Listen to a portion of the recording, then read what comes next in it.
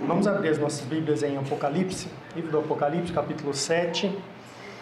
E o meu intuito, falando a vocês nessa noite e amanhã, é buscar encorajá-los nessa data tão bonita em que vocês estão comemorando aí 9 anos de plantação de uma igreja, né?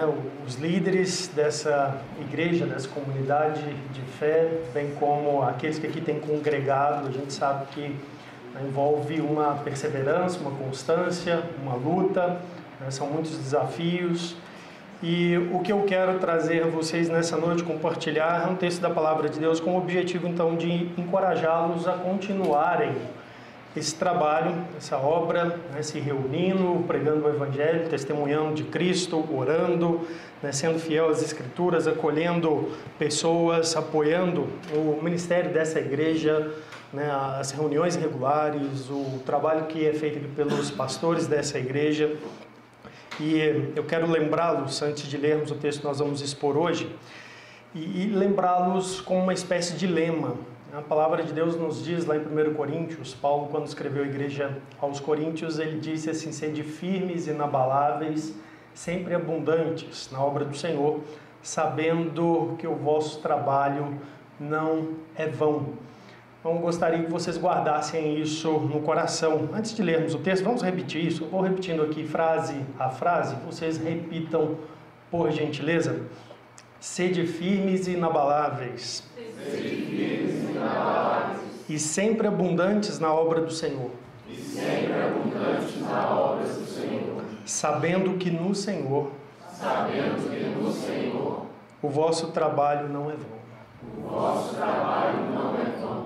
E é importantíssimo que uma igreja, os membros de uma igreja, os líderes de uma igreja creiam nisso. Que o trabalho que nós fazemos no Senhor, ele não é vão. Mesmo que temporariamente aos nossos olhos, talvez até aos olhos dos outros, ele não seja tão significativo. Mas nas mãos do Senhor, ele pode realizar grandes coisas. Hoje nós vamos olhar para a Escritura Sagrada. O texto é versículo 9 ao 17 de Apocalipse, capítulo 7. Acompanhe comigo a leitura. Depois destas coisas, vi, e eis grande multidão, que ninguém podia enumerar, de todas as nações, tribos, povos e línguas, em pé diante do trono e diante do Cordeiro, vestidos de vestiduras brancas, com palmas nas mãos. E clamavam em grande voz, dizendo ao nosso Deus, que se assenta no trono, e ao Cordeiro pertence a salvação.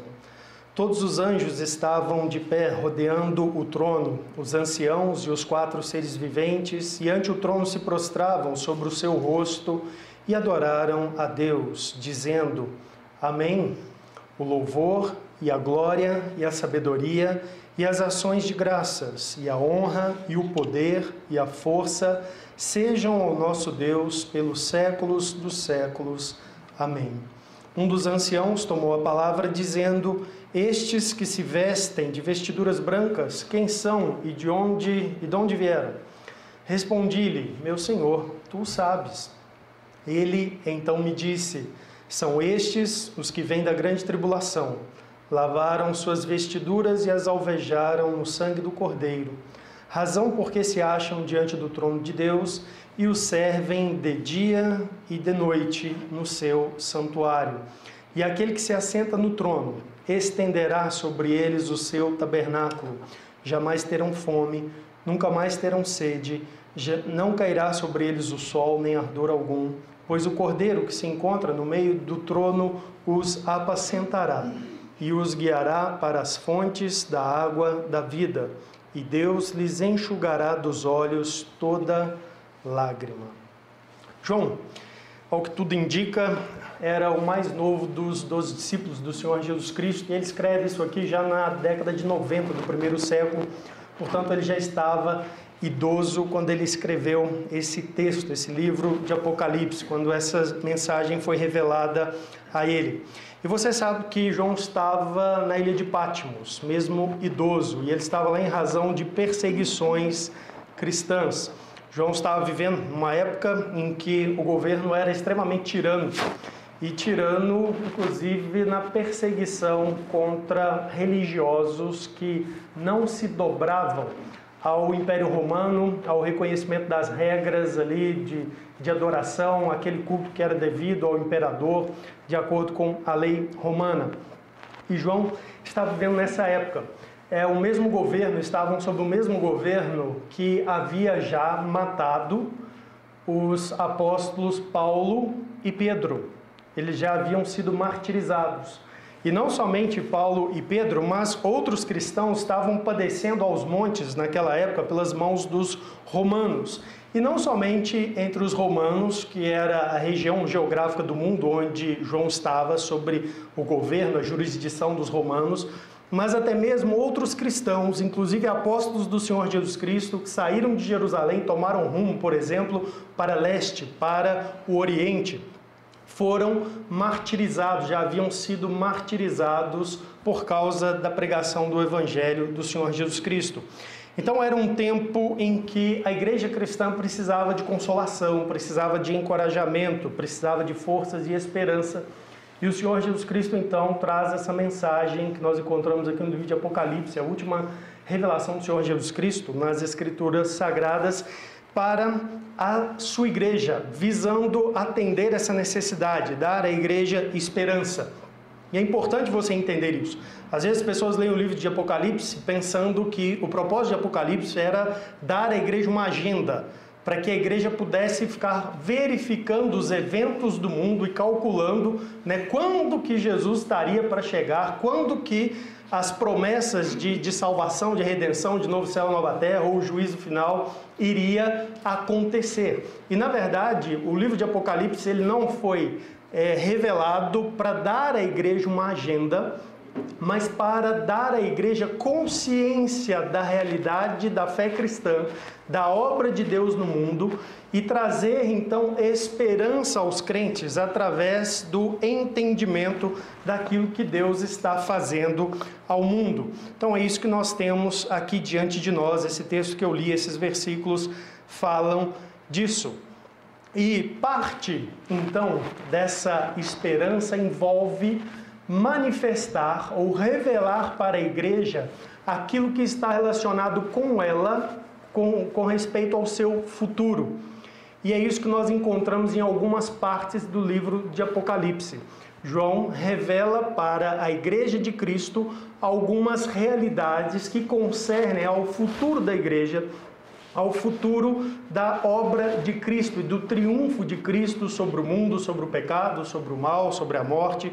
E nós estamos lendo uma parte de Apocalipse em que o texto está trazendo exatamente isso. Está revelando para a igreja o futuro da igreja. E quando nós pensamos então na igreja, como um corpo de Cristo, um grupo de pessoas que está trabalhando aqui nesse mundo, militando nesse mundo, com todas as suas lutas, todas as suas dificuldades, às vezes nós ficamos meio desnorteados. Será que vale a pena todo esse trabalho? Será que vale a pena todo esse esforço? Será que vale a pena toda essa dedicação? A dedicação que envolve muitas vezes você se dedicar a pessoas. Uma grande parte do trabalho da igreja tem a ver com você se dedicar às pessoas. E nós sabemos como que as pessoas são complicadas, porque nós mesmos somos complicados. Nós desapontamos pessoas, nós frustramos pessoas, nós ficamos frustrados com pessoas, nós ficamos desapontados com pessoas. E será que vale a pena então todo esse trabalho, todo esse envolvimento, todo esse apoio, esse engajamento pela igreja, por uma obra de pregação do Evangelho, de ensino das Escrituras? Bem, para a gente saber se vale a pena, a gente consegue perceber isso e calcular isso, observando o resultado. E muitas vezes os nossos empreendimentos, eles são realizados na expectativa de resultado.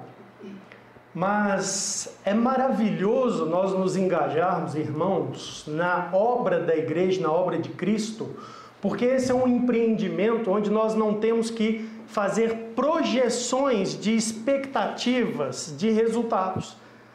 Eu acho que será assim, eu acho que vai acontecer dessa maneira, eu acho que vai resultar nisto, então eu acho que vai valer a pena. Não, nós não precisamos de achismo nenhum, porque na verdade a palavra de Deus antecipa para nós o futuro da igreja. E quando antecipa para nós o futuro da igreja, ela descortina para nós qual que será o resultado da obra da igreja. E é isso que João traz para os cristãos aqui no capítulo 7, a partir do versículo 9. Ele descortina para a igreja, os líderes da igreja, os membros da igreja daquele período, não só daquele período, mas ao longo de toda a história da igreja até que Cristo volte, qual que será o resultado do trabalho daqueles homens, dos presbíteros fiéis, dos membros fiéis, dos diáconos fiéis, das pessoas que serviram, estavam engajando suas vidas e se desgastando no serviço a Cristo. E ele vai mostrar o resultado para nós aqui. Então é isso que nós temos diante de nós aqui nesse texto. Eu quero que você observe o versículo 9, começa assim: depois destas coisas vi. E se você tomar aqui o contexto como um todo, o livro de Apocalipse ele tem uma característica de ser simbólico.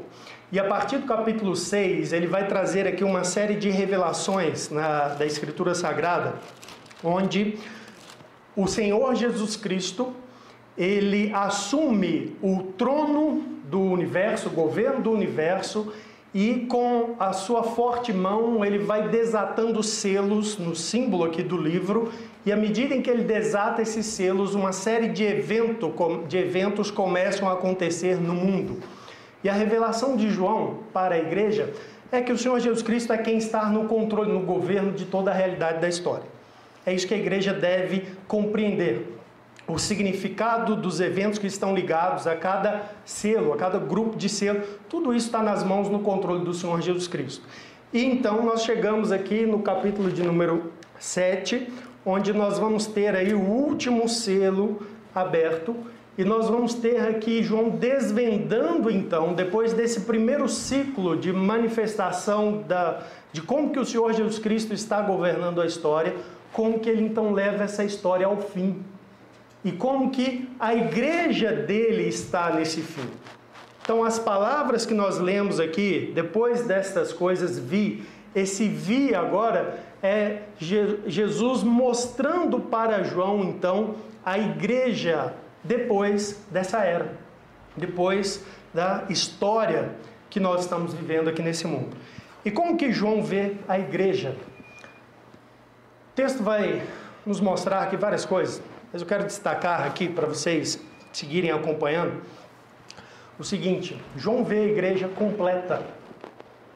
É assim que João vê a igreja aqui nesse texto. Como é que a igreja vai estar no futuro? Ela vai estar completa. João vê a igreja adorando. Como é que vai estar a igreja lá no futuro? Ela vai estar lá dedicada, servindo, adorando a Deus em plena alegria. Como que João vê a igreja? O que é revelado a ele aqui? Ele vê a igreja santa e gloriosa. Sabe, a luta que nós temos contra os pecados aqui nesse mundo, e às vezes parece que as coisas não engrenam. Falei um pouco com Leandro agora à tarde sobre o aconselhamento, como que tem a ver com pecado, lidamos com conflitos, etc. Parece que as coisas não engrenam, mas João vê a igreja, o resultado é que as coisas engrenaram. A igreja está santa e gloriosa com Cristo. É isso que ele vê aqui.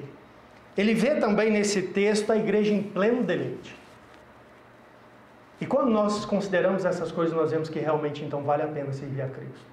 O resultado será maravilhoso, irmãos. Então vamos observar isso aí no texto aí.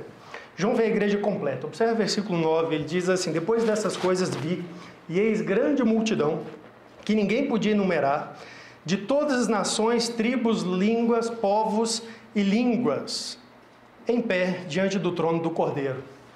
Então observe aqui, seguindo o texto de Apocalipse, essa grande multidão que João está vendo aqui, é a multidão dos salvos, dos remidos. Ele vai ligar isso aqui nos símbolos que nós vamos ver nos capítulos, nos versículos posteriores, é aqueles que foram lavados no sangue de Cristo. Então ele está aqui vendo quem? A igreja. A palavra de Deus diz em Efésios que a igreja de Deus é aquela que foi comprada por Cristo, pelo sangue de Cristo. Pedro fala isso. Então ele está vendo aqui a igreja.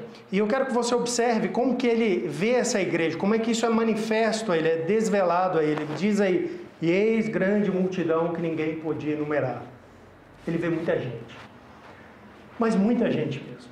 Mais pessoas do que na multidão que existe na saída de um estádio de futebol, em dia de clássico. Lá pode enumerar, não é?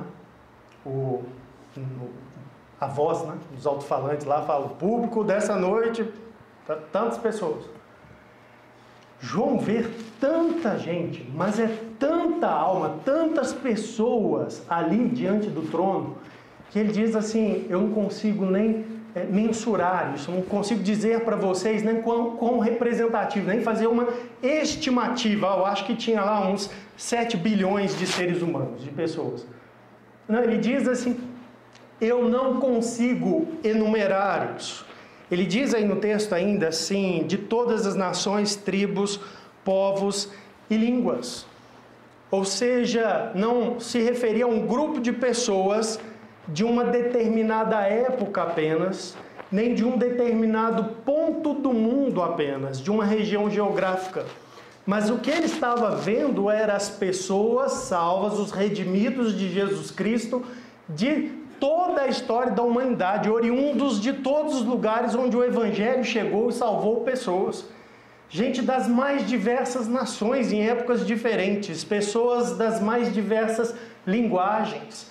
Dentro de nações, considerando um território, pessoas dos mais diversos povos, etnias diferentes.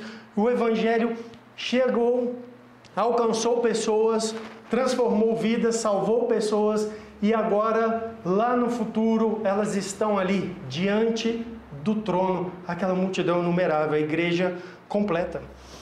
Então é isso que João vê. Jesus mostra para ele a igreja universal, não a igreja do Macedo, tá? Mas a igreja universal, constituída por todos os crentes, todos os salvos, em cada época, de cada lugar do mundo. E isso é bonito, porque é o cumprimento das próprias palavras do Senhor Jesus Cristo. Você se lembra, lá no Evangelho de Mateus, Jesus disse assim, edificarei a minha igreja, as portas do inferno não prevalecerão contra ela. E João vê esse resultado. A igreja edificada agora. Nós estamos vivendo no mundo e edificando a igreja. Somos cooperadores do Senhor, como o apóstolo Paulo diz em 1 Coríntios 3. Mas João vê agora a igreja completa, edificada. Jesus concluiu o seu trabalho. Ele está vendo o resultado, então, aqui. E aqui, irmãos, entra eu e você. Aqui entra os salvos da Igreja Batista Reformada de São João del Rei. Todos eles. Eu, quando olho para esse texto, eu fico bastante confortável e animado, porque eu sei que João me viu lá. Eu sei que João viu os cristãos, os irmãos e as irmãs salvos em Jesus Cristo da Igreja de Lenda Fire, de qual faço parte. E eu tenho plena certeza que entre essa multidão numerável estavam todos que aqui estão, que já creem no Senhor Jesus Cristo. E até aqueles que pelo testemunho e pelo trabalho de vocês ainda virão a crer em Jesus Cristo. A igreja completa. Aqui está você, e então, e aquele que você ajudar a evangelizar. Precisa pensar nisso. Aquele que você se dedicar ao testemunho, que você apoiar, que você ajudar a trazer para a igreja, que você ajudá-lo a entender o evangelho, que você investir na vida dessa pessoa, discipular ela, fazer estudo bíblico com ela, e ela, crendo em Jesus Cristo, essa pessoa estará lá. João viu essa pessoa. Então a gente precisa ter essa perspectiva. A palavra de Deus não nos diz para a gente ter expectativa do resultado, mas ela nos diz exatamente qual é o resultado. E o resultado é um resultado onde Cristo triunfa plenamente. Ele de fato edifica a sua igreja sem nenhum obstáculo. E nós somos servos e servas dele, cooperadores dele, para realizar isso. Então vale a pena, vale muito a pena. É um hino que nós cantamos lá na igreja, que parte da letra diz assim: nesta Assembleia, Assembleia Celestial, nesta Assembleia encontrareis tantos profetas, tantos reis, adorando, aleluia, aleluia, apóstolos fiéis, mártires leais, e nós também. E aqueles que nós nos esforçarmos para levar Jesus Cristo, respondendo ao Evangelho, estarão lá. Então vale a pena dedicar nossa vida para servir ao Senhor Jesus Cristo, para fazer a igreja dele andar aqui nesse mundo. Vale a pena. A gente nunca deve olhar como desperdício de tempo, desperdício de vida. O resultado foi revelado a nós. E, irmãos, uma multidão inumerável. Isso será algo assim de encher nosso coração de alegria e nos levar a profunda adoração a Deus, profunda gratidão por poder ter participado disso em alguma medida. Você precisa entender isso e passar a valorizar de verdade o testemunho do Evangelho, a pregação do Evangelho, o trabalho que é feito numa igreja fiel, o ensino das Escrituras fiel, porque valerá muito a pena. Mas vamos ver a igreja aí adorando, junto com os anjos. Versículo de número 9 diz assim: em pé diante do trono, diante do Cordeiro, vestidos de vestiduras brancas e com palmas nas mãos. Diante do trono, diante do Cordeiro. A igreja diante de Deus Pai, Deus Criador, e diante do Redentor, Jesus Cristo. Como é que a gente sabe isso? Eu não vou ler os textos por causa do tempo, mas se você voltar aí no capítulo 4 de Apocalipse, quando João é convidado a subir aos céus, eu acho bonito isso. João, sobe aqui, vem ver. E então a primeira visão que ele tem é de um trono magnífico, e ele vê que alguém está naquele trono exaltado, sublime, e ele não consegue nem descrever, e ele vai dizer lá no versículo 11 que aquele está sendo proclamado pelos anjos, os seres celestiais ali: santo, santo, santo é o Senhor Deus Todo-Poderoso, aquele que era, que é e que há de vir.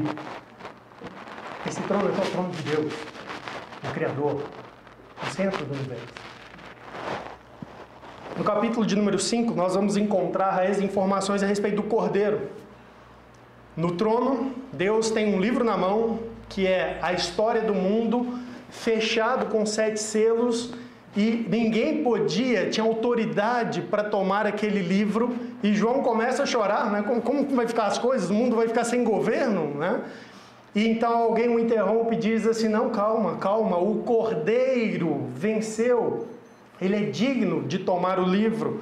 E nós vamos ler um texto lá no versículo 5, diz assim: vi no meio do trono e dos 4 seres viventes e entre os anciãos de pé um cordeiro como tendo sido morto. E aí nós ligamos com a linguagem da Escritura. O Apocalipse é para crentes.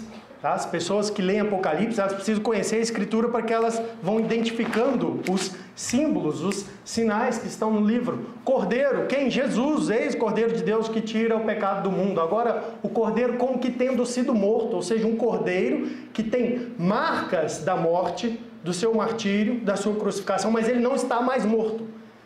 Mas você olha para ele, você sabe que ele foi morto, mas ele ressuscitou dentre os mortos. Esse é o Cordeiro. E a Bíblia, então, voltando ao capítulo de número 7, nos diz que essa multidão, a igreja completa, ela está ali diante do trono e diante do Cordeiro. E o texto diz ainda aí: vestidos de vestiduras brancas com palmas nas mãos. Vestidos de vestiduras brancas e com palmas nas mãos. Mais símbolos aqui que João nos dá aos cristãos. Vestiduras brancas indica a adequação dessas pessoas para participarem de uma festividade. Se você se lembra, lá em Mateus 22, o Senhor Jesus contou uma parábola, a parábola das bodas de um rei, que envia pessoas para convidarem outros a participarem de uma festa, de uma boda. E as pessoas vão escusando o convite, então ele envia os servos a outras pessoas. E essas outras pessoas, então, recebem, acolhem o convite e chegam, então, ali para a festa, estão ali celebrando com o rei. E, de repente, Jesus diz que o rei olha e tem alguém que não está adequado. Ele não está vestido, ele está nu. Vestidura, na escritura aqui, na linguagem de Apocalipse, então, é essa preparação, significa adequação. Então ele já está apontando para o fato de que a igreja de Cristo vai chegar lá e ela está adequada, ela estará pronta, ela estará apta para estar diante do trono de Deus e na presença do Santo, Santo, Santo, Santo. É isso que João vê aqui, adorando. O texto traz aí também essa linguagem, né, de vestes brancas. O texto vai resgatar aqui também, em cima da Escritura Sagrada, onde a palavra de Deus, por exemplo, retratou o próprio Deus assim. Lá no livro de Daniel, depois você pode conferir, capítulo 7, versículo 9, numa das visões de Daniel, o texto na Bíblia diz assim: continuei olhando, até que foram postos tronos e o ancião de dia se assentou. Uma linguagem que simbólica também para Deus. Deus se assenta no trono. Daniel está vendo isso. Sua veste era branca como a neve, e os cabelos da cabeça como a pura lã. Então essa vestidura branca não é apenas a realidade de que a igreja estava adequada para aquele encontro, para estar na presença de um Deus que é santo. Mas a veste branca também fala da realidade de que eles estão lá assim, sem pecados, purificados. Zacarias 3, a palavra de Deus traz também essa mesma linguagem. O profeta Zacarias tem uma visão do sumo sacerdote Josué, que era sumo sacerdote no seu período pós-exílio, e ele vê aquele homem diante de Deus, e ele é acusado pelo acusador, por Satanás, dizendo assim: ele não é adequado, olha as roupas sujas dele. Uma figura do pecado, da impureza. E então aquela acusação é interrompida imediatamente e é dito assim: troca as roupas dele, põe roupas limpas, adequadas. Então o que nós vemos aqui em Apocalipse é a igreja pronta para aquele momento, completamente adequada, santa, purificada. É isso que nós temos aqui no texto. A ideia de palmas nas mãos também é uma linguagem simbólica, aponta para aquela celebração em que Jerusalém celebrou a entrada triunfal do Senhor Jesus Cristo, no início daquela semana fatídica da sua crucificação. João é o único dos evangelistas que dão esse detalhe. João vai nos dizer que naquele momento, está lá em João 12, versículo de número 12, numerosa multidão que viera à festa, né? Era tempo de Páscoa, véspera de Páscoa, tendo ouvido que Jesus estava a caminho de Jerusalém, tomou ramos de palmeiras e saiu ao seu encontro, clamando: Hosana, bendito que vem em nome do Senhor e é rei em Israel. O Senhor Jesus, no início daquela semana, foi festejado como o libertador que viria. E uma das coisas que eles estavam fazendo, festejando, honrando Jesus, é com folhas de palmeiras, com palmas nas mãos. E agora João usa essa linguagem para descrever esse estado de espírito da igreja diante do trono, diante de Jesus. Eles estão ali festejando, celebrando o triunfo de Jesus e a obra da redenção. É isso que a igreja está fazendo ali. A adoração é a adoração de um povo adaptado, ou melhor, um povo adequado, santo, e que está em profunda alegria, em profusa alegria, por causa da realidade da salvação, de Jesus Cristo, da sua obra. Deixa eu mostrar para vocês aí no texto. Versículo de número 10 diz: e clamavam em grande voz, dizendo: ao nosso Deus que se assenta no trono e ao Cordeiro pertence a salvação. Todos os anjos estavam em pé, rodeando o trono, os anciãos e os 4 seres viventes, e ante o trono se prostraram sobre o seu rosto e adoraram a Deus, dizendo: amém. O louvor e a glória, a sabedoria, as ações de graças e a honra e o poder e a força sejam ao nosso Deus pelos séculos dos séculos. Amém. Versículo 10 e 11 aí nos informam, irmãos, que João vê esse povo, a igreja completa ali em adoração, clamando em alta voz, em uníssono, igreja cantando junto, adorando junta, E um detalhe aqui, eu acho isso aqui maravilhoso, porque João está nos mostrando que lá na glória celestial, aquela confusão de Babel será desfeita. Se você se lembrar, Gênesis 11, Deus confunde as línguas por causa do pecado e da teimosia do ser humano. Mas lá na glória celestial, embora a igreja completa seja constituída de pessoas oriundas de nações diferentes e de línguas diferentes, agora eles falam uma língua só e clamam em uníssono, adorando a Deus. E qual é o tema dessa canção? Eles têm uma só canção na boca. A adoração da igreja, lá na glória celestial, a Bíblia nos mostra que tem a ver com a salvação operada por Deus. Ao nosso Deus que se assenta no trono e ao Cordeiro pertence a salvação. Isso é bonito. E é outra realidade que deve acompanhar-nos como igreja aqui nesse mundo. O que a gente deve cantar adorando a Deus? A gente deve cantar as obras de Deus demonstradas na Escritura, mas certamente aquilo que tem maior valor para nós é a salvação. E na eternidade, irmãos, quando nós estivermos diante daquele quadro onde o juízo terminou e nós escapamos por causa de Cristo. Por causa de Cristo. Diante daquela percepção de que pessoas foram condenadas e estão com suas vidas destinadas à eterna condenação, e nós estaremos com Cristo diante do trono, diante do Cordeiro, tendo diante de nós novos céus e nova terra, não existirá nada que mereça maior atenção do que a realidade que Deus nos salvou por graça e misericórdia. Deus nos livrou da condenação eterna. Deus nos deu uma nova perspectiva, uma eternidade à frente para servi-lo, conhecê-lo, adorá-lo. Não tem nada que merece maior atenção do povo de Deus do que a salvação, a obra de Cristo.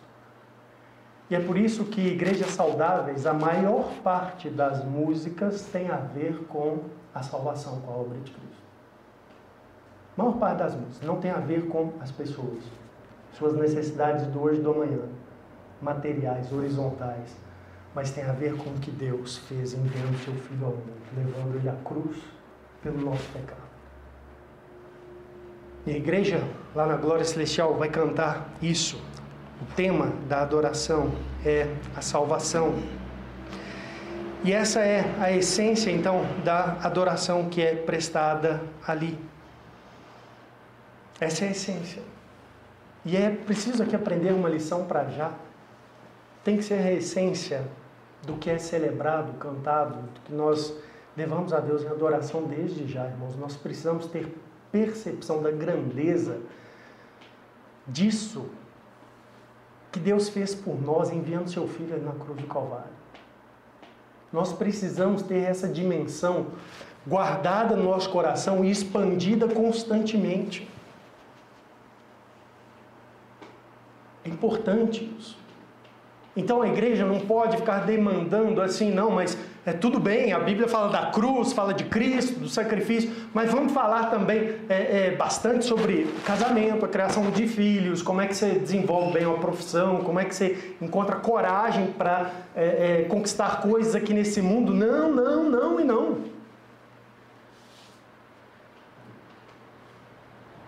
Deus, com toda a sua obra redentora, o que fez por nós, é Ele que realmente é digno de ser adorado. Isso é um fato. Se você é um crente em Jesus Cristo, olha a beleza disso.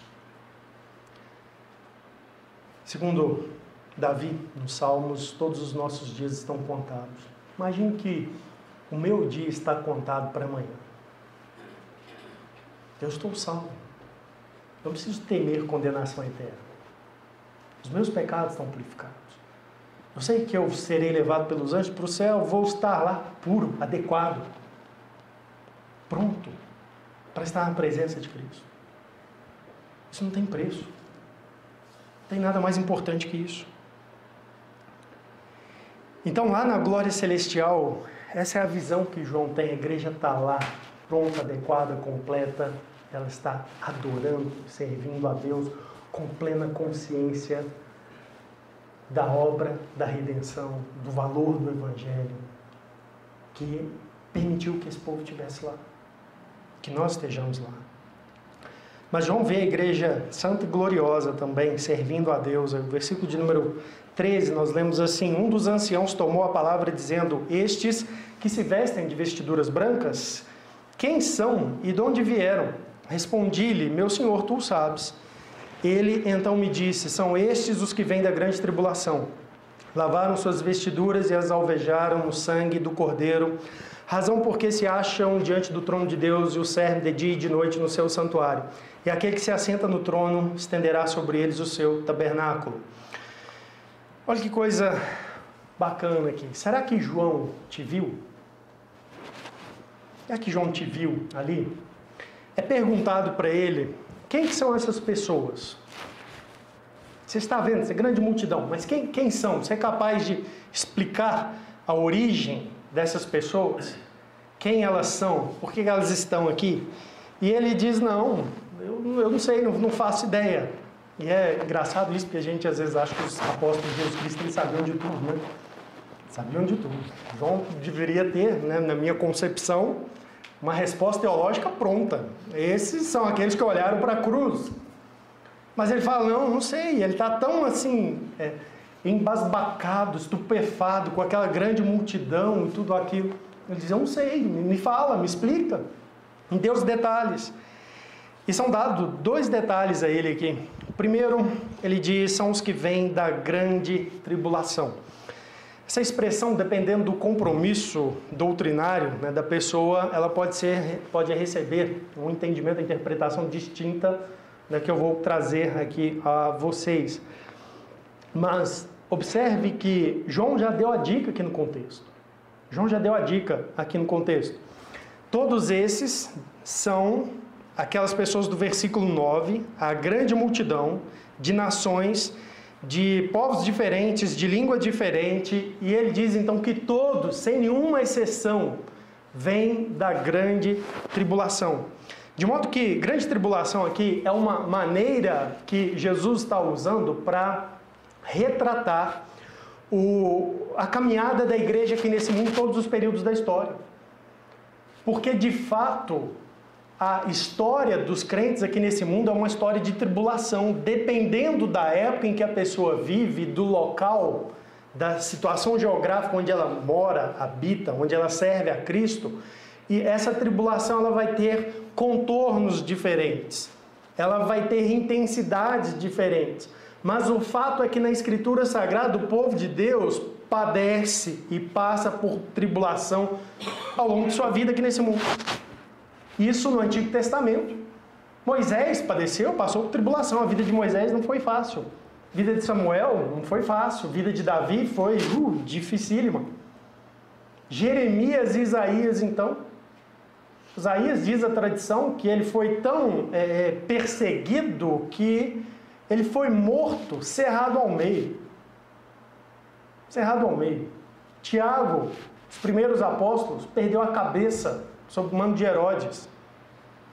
Estevão morreu apedrejado.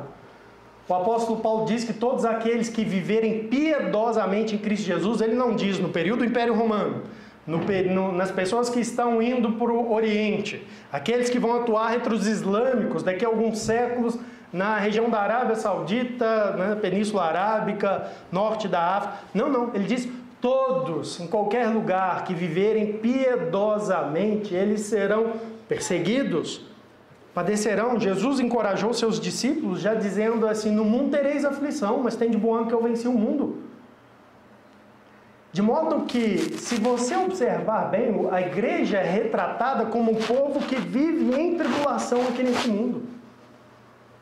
E o que então João está aqui sendo informado, né, desse detalhe é que essas pessoas são aqueles que realmente são ou foram fiéis a Jesus Cristo aqui nesse mundo e por isso padeceram, sofreram perseguições de tipos variados, de intensidades variadas, mas de algum modo tiveram desafios, tiveram dores, tiveram aflições, tiveram angústias.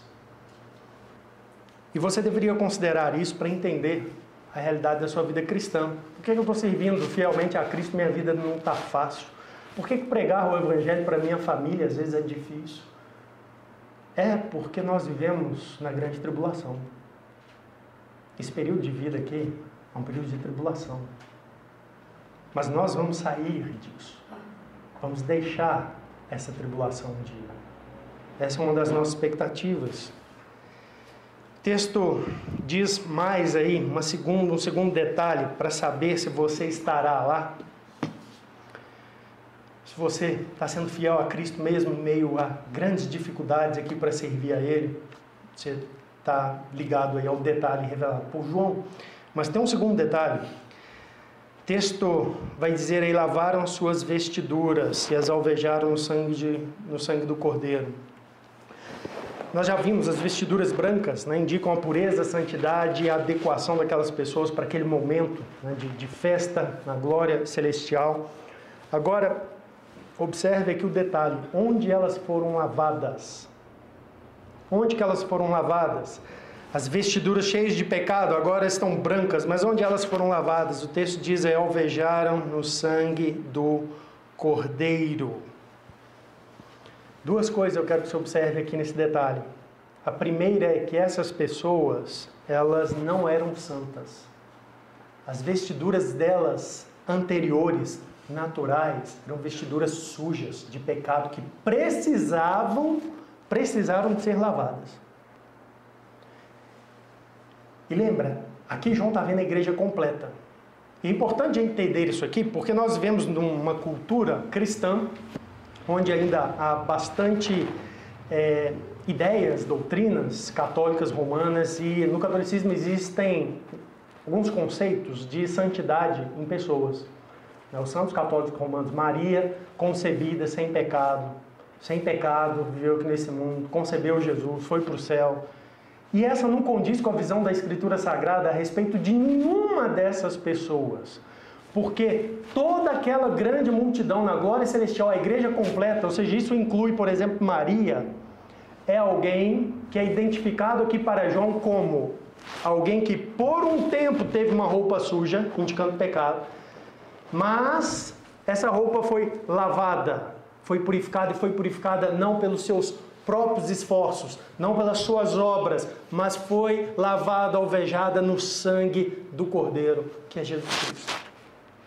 Então, essa igreja aqui que está servindo ao Senhor Jesus Cristo, que está devota ao Senhor Jesus Cristo, ali diante do trono, servindo a Ele, é, na verdade, as pessoas que têm compromisso com Cristo, são fiéis a Ele aqui nesse mundo, mesmo quando a vida é difícil. E são pessoas que reconheceram os seus pecados, e tiveram plena convicção de seus pecados, e olharam para Cristo e confiaram em Jesus Cristo como seu único Senhor e Salvador. Essas são as pessoas que estarão lá servindo a Cristo no trono, que estarão na glória celestial. Então João está vendo aqui uma igreja, irmão, santa e gloriosa. Santa porque foi santificada, lavaram suas vestiduras no sangue de Cristo. E gloriosa, porque agora eles estão ali servindo ao Senhor, dedicados ao Senhor plenamente. Eu quero que você perceba que isso é uma visão do resultado do trabalho da igreja. Ah, mas nós lutamos contra pecados nesse mundo. Será que um dia nós vamos vencer isso? Irmãos, nós vamos vencer isso completamente. No sangue do Cordeiro, em Jesus Cristo, nós tivemos nossos pecados lavados, nós já fomos santificados, e na glória celestial nós estaremos lá perfeitamente santos, purificados, firmes, dedicados ao Senhor. É assim que nós estaremos lá. Uma pessoa que é verdadeiramente salva, ela guarda no seu coração um anseio sublime de viver uma vida perfeitamente dedicada a Cristo. Nós nos aborrecemos quando nós identificamos nossos pecados. E a alegria que Apocalipse nos dá é perceber que nós um dia estaremos lá realmente santos, sem nenhum pecado e servindo a Cristo de verdade. E tudo que nós fizermos estará de acordo com a vontade de Deus. o desejo mais profundo do coração dos salvos vai ser cumprido ali. Vai ser cumprido ali. Que é viver a vida sem nenhuma falta, sem nenhuma ofensa ao Senhor. Mas João vê essa igreja também em pleno deleite celestial. Olha o versículo de número 16, ele diz assim: jamais terão fome, nunca mais terão sede, não cairá sobre eles o sol nem ardor algum, pois o Cordeiro que se encontra no meio do trono os apacentará e os guiará para as fontes da água da vida, e Deus lhes enxugará dos olhos toda lágrima. Qual será, irmãos, a nova realidade para nós, para a igreja, quando estivermos perante o Senhor? Isso é ensinado aqui em Apocalipse, nessa visão a João, de forma negativa e de forma positiva. De forma negativa é dito o que não existirá, aquilo do qual nós estaremos livres. E de forma positiva é ensinado aquilo que existirá, aquilo que estará diante de nós, que fará parte da nossa experiência na glória por vir. E esse deleite, então, da igreja é aqui manifesto em linguagens emprestadas de nossa experiência aqui nesse mundo. E é curioso observar isso em Apocalipse, a linguagem bíblica sobre como que será a vida do povo de Deus na eternidade, ela é sempre retratada em termos da nossa experiência aqui nesse mundo. Ou o que não teremos, ou aquilo que nós desfrutaremos. Tá? E isso é importante porque é um ponto de contato para a nossa realidade, para a nossa compreensão. É uma coisa difícil, é você comunicar e gerar compreensão de alguma coisa a uma pessoa da qual ela não teve contato nenhum.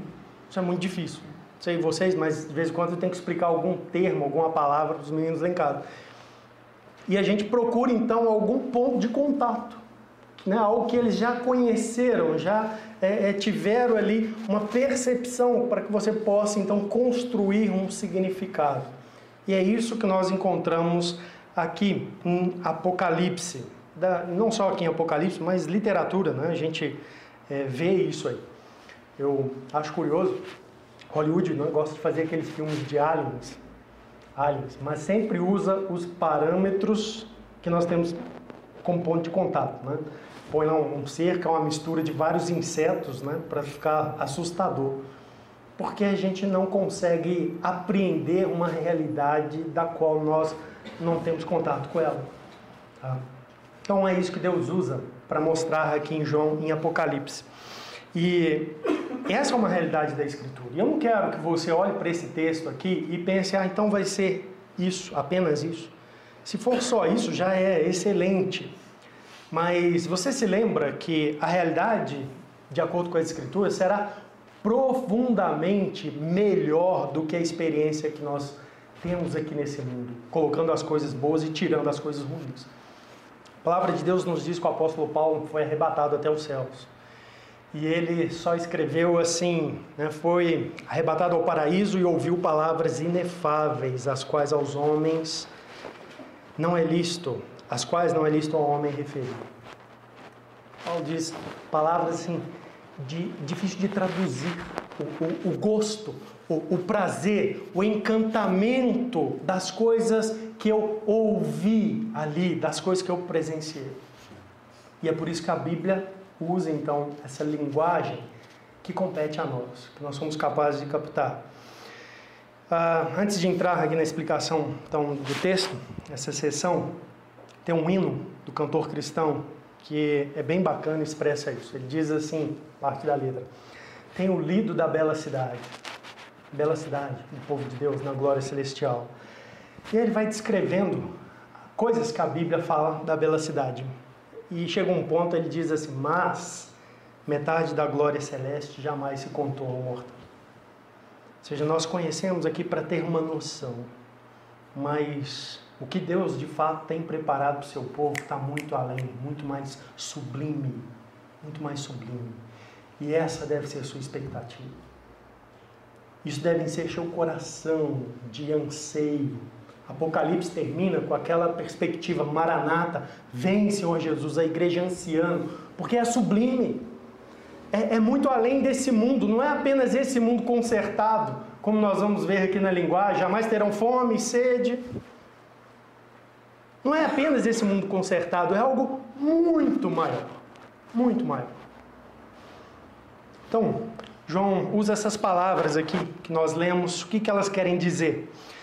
Na verdade, João está mais uma vez usando a Escritura Sagrada. Ele está usando os termos prometidos por Deus para Israel quando Israel retornasse do exílio. Está lá no profeta Isaías, capítulo 49. O profeta anunciou ao povo de Israel a seguinte esperança: depois do juízo, do exílio, vocês vão voltar para a terra e Deus irá guardar esse retorno. Deus vai dar a vocês segurança, a provisão necessária. Vocês serão supridos para retornarem a Israel. Vocês serão abençoados dessa maneira. Então ouçam aqui, eu vou ler rapidamente, Isaías 49, versículos 5 e 6 diz assim: mas agora diz o Senhor que me formou desde o ventre para ser seu servo. Sim, diz ele, pouco é seres o meu servo para restaurares as tribos de Jacó e tornares a trazer os remanescentes de Israel. Versículo 10, não terão fome nem sede, a calma nem o sol os afligirá, porque o que deles se compadece os guiará e os conduzirá a mananciais de águas. Observe que essa é a linguagem que o próprio Senhor Jesus Cristo usou para falar a João sobre o deleite da igreja. Então essa promessa foi feita ali ao Israel que retornaria do exílio em moldes de uma outra experiência que ele sabia, que era a experiência do Êxodo, do período do Êxodo. Quando Israel sai do Egito sob a liderança de Moisés e completamente guardado e protegido por Deus. Naquele período de peregrinação, eles não ficaram com fome e com sede. Deus foi providenciando. Enviou maná, as cordonizes, água da rocha. Deus foi sustentando. Deus ali no período de peregrinação, a Bíblia diz que eles tinham aquela presença sobrenatural de Deus o acompanhando o tempo todo, em que durante a noite Deus se manifestava uma coluna de fogo e eles tinham iluminação, calor e direção no deserto. A Bíblia diz que durante o dia Deus se manifestava em uma nuvem densa que os encobria e os acompanhava, os livrando do calor do sol, da temperatura fustigante do deserto, de uma região inóspita durante o dia. E Deus assim guardou o povo de Israel. E a promessa, então, aos que retornariam do exílio é nesses moldes. Deus vai guardar vocês. Seja o que for, Deus vai providenciar. Vocês não vão ficar aí pelo caminho, não. Será uma jornada perigosa, o retorno, a gente lê isso no livro de Esdras. Sim, será perigosa, mas vocês não terão fome, não terão sede, o sol não vai judiar, castigar vocês. Vocês vão chegar de volta na restauração seguros. E é essa mesma promessa de cuidado que então a Bíblia nos diz que fará parte do deleite da igreja na glória celestial. Jamais terão fome, jamais terão sede. Não serão fustigados, calor nenhum. Ou seja, Deus irá nos guardar profundamente. Vai suprir o seu povo de agora em diante, eternamente. Nós não teremos que lutar com a escassez, né? A vida do ser humano aqui nesse mundo, depois do pecado, é lutar contra a escassez. No Éden, tinha tudo à disposição, e o homem trabalhar para guardar e manter. Fora do Éden, por causa do pecado, você vai ter que lavrar a terra. Agora você vai enfrentar a escassez. Com o suor do teu rosto, você vai comer o teu pão. E assim tem sido a história da humanidade, inclusive, né? Ela é contada sob algumas perspectivas econômicas bem ligadas a isso, né? A história de como que o homem busca vencer a escassez, a história da produção, do trabalho. E nós vamos estar numa condição onde, irmãos, não haverá mais escassez. Não haverá mais perigos, como na caminhada, o povo de Israel exposto tanto no exílio, no retorno do exílio, quanto no período do Êxodo. Não haverá mais perigos. Não haverá uma situação de desconforto fustigante em um mundo caído, amaldiçoado, onde há sofrimento para pecadores. Esse é o deleite da igreja na glória celestial. Seguros, guardados, protegidos, saciados, confortáveis. Mas o texto diz mais, diz assim: pois o cordeiro que se encontra no trono os apacentará e os guiará para as fontes de água da vida. Isaías 49 fala mananciais de água da vida, na minha tradução, a mesma linguagem. Mas eu quero chamar a sua atenção aqui para esse aspecto que o cordeiro que se encontra no meio do trono os apacentará. Isso aqui é uma linguagem que aponta para o fato de que o povo de Deus agora, nessa situação, ele estará livre de governos perversos, tiranos. Você estuda a história da igreja e no período de João, o Império Romano era extremamente tirano, perverso, contrário à fé, à pregação, à liberdade religiosa, ao testemunho do Evangelho de Cristo. E ao longo da história, com poucas exceções de crentes, em poucos lugares, poucas gerações, se viveu um governo assim, favorável à pregação do Evangelho. Favorável. Nosso país hoje está, em efervescência por causa de autoridades e de como decisões têm sido tomadas. Essa é uma realidade do mundo. E a palavra de Deus diz que os cristãos, no deleite espiritual, terão o gozo, a alegria, a tranquilidade, porque serão apacentados pelo cordeiro que se encontra no meio do trono. Observe essas duas linguagens. O cordeiro no trono no governo. Apacentados. Apacentar é a linguagem do Antigo Testamento, a linguagem do trabalho do pastor governando as ovelhas, cuidando de ovelhas, que é uma linguagem atribuída aos reis em Israel, às autoridades, aos juízes. Eles tinham que apacentar o povo. Davi é chamado do pastor de Israel, no livro dos Salmos. Tem que apacentar o povo. Jeremias já faz essa promessa que João está aqui contemplando, que fará parte do deleite do povo de Deus. Ouçam o que Jeremias anuncia.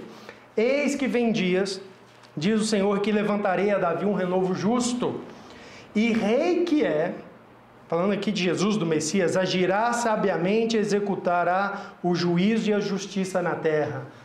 Um dia nós vamos estar sob o governo de Cristo, é o que Jeremias está dizendo, do próprio Messias, vai ser um governo justo. Um governo em que você vai ter tranquilidade e paz verdadeira. Que haverá justiça verdadeira. O texto diz, nos seus dias, Judá será salvo, Israel habitará seguro, será este o seu nome com que será chamado Senhor, justiça nossa. Ai, que bênção! E isso se cumpre plenamente na glória celestial. Quando a igreja completa estará reunida lá, e a palavra de Deus diz o cordeiro que se encontra no meio do trono, com autoridade, como rei, como supremo governante, apacentará o seu povo. Nós seremos governados por um rei justo, o próprio Cordeiro de Deus. Rei de justiça, justiça nossa. E, irmãos, todos os nossos anseios de justiça serão completamente saciados. É isso que vai acontecer, então vale a pena servir ao Senhor e dedicar a Ele aqui, vale completamente. Mesmo que eu tenha que enfrentar um governo injusto, um governo tirano, um governo que faz leis proibindo pregação do Evangelho, um governo que persegue a Igreja de Cristo por causa de posicionamentos que ele chama de ideológico, que é inaceitável para a realidade da sociedade atual, mas tem a ver com princípios de Deus para a nossa vida. Irmãos, vale a pena. Mesmo que isso traga para nós grande tribulação aqui nesse mundo, mas a Igreja de Cristo são os que vão sair dessa tribulação. Percebe? Então vale a pena. Vale a pena nós nos dedicarmos a ensinar o povo de Deus esse sofrimento que vem por parte de autoridades injustas, opressivas, cerceando liberdades, promovendo opressão, interferindo na economia. Tem pensado sobre isso? As igrejas no Brasil estão padecendo por causa do modelo econômico do nosso Brasil. Tenho ouvido irmãos que estão vendo a igreja crescer. E antigamente eu ouvia assim, a igreja precisa se esforçar para comprar o lote do lado, para a gente aumentar aqui o espaço, porque cresceu. E as pessoas não estão tendo condição mais de fazer isso, está muito difícil, porque nós estamos vendo sobre uma pressão econômica muito grande. Irmãos, a gente precisa se preocupar, porque um dia essas coisas todas acabam. E nós vamos ver sobre um rei realmente justo, que é um anseio do nosso coração.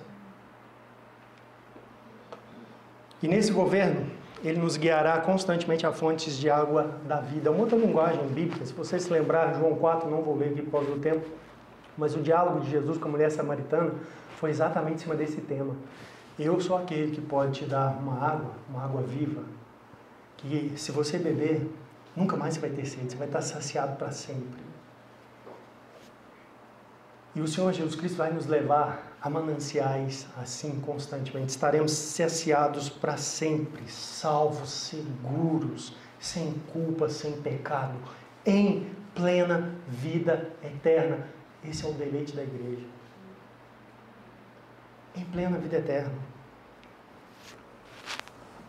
Versículo de número 17. Deus lhes enxugará dos olhos toda a lágrima. Lágrima, é o choro, aqui é uma imagem, né, de tristeza, mas aqui é a lágrima sendo enxugada. Observe que existem duas coisas aqui. É o fim da tristeza.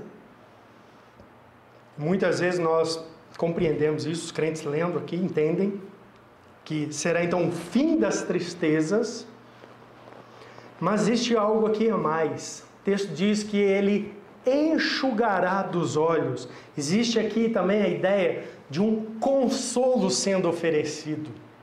Olha que coisa bonita. Coisa bonita isso aqui.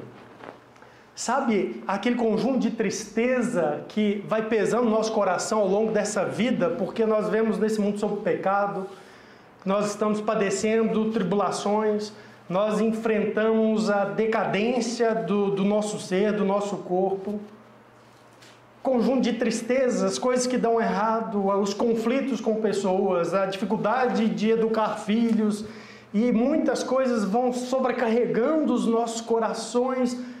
Mas sabe, quando nós chegarmos lá no céu, nós não apenas teremos novamente que vivenciar esse tipo de experiência, mas até mesmo o nosso coração será consolado, porque Ele enxugará as nossas lágrimas. As dores, irmãos, que nós vamos acumulando aqui nesse mundo, e olha, elas são muitas. São muitas. Lidar com enfermidades, com mortes, com acidentes, com deficiências, com distorções, injustiças, pobreza, calamidade, corrupção, traições, privações, separações bruscas, traições, trabalhos frustrados. Lidar com isso não é fácil. Mas sabe, um dia o próprio Cristo vai nos consolar dessas coisas todas. Eu aguardo ansiosamente por isso. Eu sei que tem dores no meu coração, irmãos, que não tem nada nesse mundo aqui que é capaz de limpar, tirar. Tem não. Mas eu sei que Jesus um dia vai tirá-las completamente. Completamente. E esse é o deleite da igreja. Apocalipse 21, ele vai repetir essa imagem com nuances novas, aspectos novos. Ele vai dizer assim: e lhes enxugará dos olhos toda lágrima, a morte já não existirá, já não haverá luto, nem pranto, nem dor, porque as primeiras coisas passaram. E aquele que está no trono diz: eis que faço novas todas as coisas. Esse é o deleite da igreja. Nós não vamos ficar carregando dores, escondendo dores. Mas tudo será refeito, novas, todas as coisas. Então o estado eterno traz para a igreja um deleite celestial pleno. 3 categorias aqui, se você observou: provisão, segurança, governo e salvação, e fim da tristeza e consolo das nossas dores, dos nossos pesares. Será um estado em que estaremos protegidos então de escassez, de sermos afligidos pela natureza, pela morte. Teremos um rei justo nos governando. Dele receberemos vida eterna. Seremos mantidos assim. Salvação plena, ausência de sofrimento, coração consolado, curado das dores, do sofrimento, das aflições do período de tribulação. É isso que nós vamos ter. É isso que João viu. Esse é o resultado da igreja. Então vale a pena. Irmãos, vale muito a pena. Vale muito a pena. Que outra esperança você tem nele? Irmãos, nós corremos atrás aqui desse mundo para melhorar a nossa vida. E às vezes conseguimos isso parcialmente, mas sempre, é triste isso, mas sempre é momentaneamente. Porque as coisas se desencaminham, né? Saem dos trilhos, descarrilham. O tempo passa, a idade nos pega. O corpo vai, né, faltando. E aí você cresce em maturidade, começa a entender melhor a vida, mas agora você já não está com tanta disposição mais. Né? Aqueles aqui que não fizeram 40 anos ainda aguardem. Né? Aguardem. Então, assim, é sempre você estar correndo atrás do vento, como disse Salomão em Eclesiastes. É sempre você estar correndo atrás do vento. Mas nós temos uma esperança firme e verdadeira. Nós vamos ter pleno gozo, pleno deleite no céu. Bênção sem igual. E trabalhar com a igreja é trabalhar para isso. Trabalhar para que eu viva isso, sendo fiel ao Senhor aqui nesse mundo, mas trabalhar também para que os meus irmãos vivam isso. É encorajar uns aos outros, é apoiar uns aos outros, é apoiar a pregação da palavra, para que outras pessoas ouçam essas mesmas verdades, se consolem com elas, se fortaleçam nelas, sirvam a Deus com dedicação, tenham essa esperança bendita. Então vale a pena. Então quero trazer aqui de novo com você o que João vê ali. João vê a igreja completa. Essa igreja, seja lá quantos forem o número e as pessoas que Deus tem para esse ministério, nessa cidade, nessa geração, irmãos, Jesus vai edificar isso e estará lá. Porque a igreja de Cristo não estará incompleta. Estará completa. E ela estará lá adorando. Uma das nossas lutas é manter, né, o trabalho andando, né, sendo apoiado por pessoas. Às vezes nos sentimos meio sozinhos. Parece que as pessoas não estão, né, comprando muito a causa. Mas vai dar certo, porque lá no final o povo de Deus vai estar lá e eles vão estar adorando a Deus, todos nós, com muita alegria e dedicação. Vai dar certo. João vê a igreja santa e gloriosa. Nossas lutas com os pecados das pessoas, os conflitos, os problemas que trazem. Irmãos, isso vai estar vencido. Todos estarão lá santificados, gloriosos, dedicados a servir a Cristo. João vê a igreja em pleno deleite. Fique firme. Um dia, Cristo vai te conceder esse deleite. Fique firme. Um dia você vai sair da grande tribulação. Fique firme por outros. Porque esse evangelho, essa mensagem é o que poderá dar verdadeiro deleite e alegria para outras pessoas. Fique firme nisso. É Cristo e a obra de Cristo, nada mais. Fique firme nisso. Apoie o testemunho, o discipulado, a pregação. Faça isso. E tenha então no seu coração essa percepção desse resultado maravilhoso e que você possa ansiar. E eu tenho percebido diferenças, eu estava falando com o Leandro, diferenças da igreja dos tempos apostólicos para nós hoje. Outra que eu percebo, Leandro, é que a igreja do tempo apostólico, ela tinha esse sublime anseio. Maranata, vem Senhor Jesus. O livro de Apocalipse termina dizendo, né, a noiva, que é a igreja, lá em Apocalipse 22 diz, vem Jesus. Antecipa isso, cumpre essas realidades. Se você crer, de fato, neste futuro da igreja que a Bíblia apresenta, você vai ter esse desejo no seu coração. Você vai ter esse sublime anseio. Isso vai te ajudar a desconectar das realidades materiais desse mundo e se tornar mais pronto para servir a Cristo e edificar a igreja dele aqui. Então vale a pena, irmãos. A obra da igreja é uma obra vencedora. Então, eu concluo trazendo as palavras de Paulo de novo. Sede firmes, inabaláveis, sempre abundantes na obra do Senhor, sabendo que no Senhor o vosso trabalho não é vão. Mas eu te convido a contemplar a perspectiva certa. Em 2 Coríntios, Paulo diz que o cristão é aquele que anda por fé e não por vista. Os resultados foram desvelados a nós, mas nós não experimentamos eles ainda. Nós precisamos crer neles. Então eu te convido a verdadeiramente andar por fé, não por vista. Olha para a realidade aqui. A realidade aqui, você olha só para ver o trabalho que Deus está pondo diante de você, o serviço que Ele quer que você faça. Mas ande por fé. Olhe para isso aqui. É isso aqui que nós estamos edificando. Nós estamos participando como cooperadores da obra de Cristo.